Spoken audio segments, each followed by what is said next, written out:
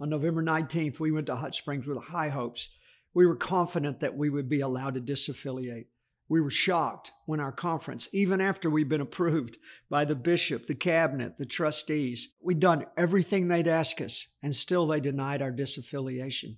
You know, there's been 2,000 churches disaffiliated this year from the United Methodist Church. Only 3 churches have not been disaffiliated. That's right, Cabot, Searcy, and Jonesboro in Arkansas. It's not fair. It's not right. You tell somebody this is what you need to do, and then you deny them.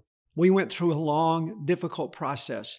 And so Thursday evening at 6, we're meeting to decide, do we want to accept the decision of the Arkansas Annual Conference, or do we want to challenge it? That's what you'll be voting on. Now look, it matters. This church has incredible ministries. I believe we need to stand up for them. If you remember in 2018, we were one of the fastest growing, very large churches in America. I just think about our children's ministry. Even now, even after the devastation of COVID, we have over 200 children, different children, using our building. Now, we have more than 200, but some of them come Tuesday nights and Sundays. Some of them come Wednesdays and Sundays. It's beautiful over there, our youth, our children. We don't want to stop ministering to these children in our church. Our recovery ministries are unbelievable.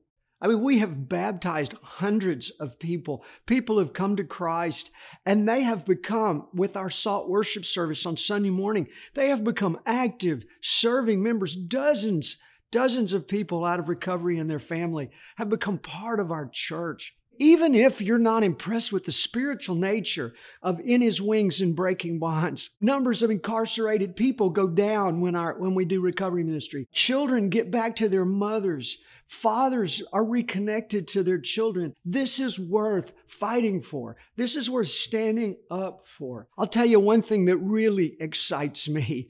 We have poured a great deal of time and treasure into Cuban Methodism, and it's been a blessing. But recently, our friends, our beloved pastors, Yasmin and Aramis, have been driven out of Cuba by the Cuban government. There were lots of places they could go, but they want to live in Jonesboro. Now, I've never met a more devoted or dynamic couple than Yasmin and Aramis. And they want to start a Hispanic ministry in our church.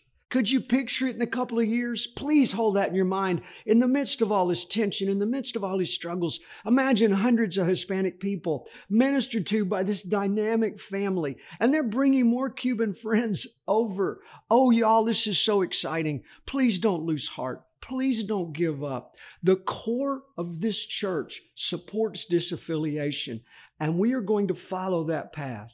We made a deal with the Arkansas Conference. We did everything they asked. We were approved, and now we're going to stand up and say, we deserve to be disaffiliated.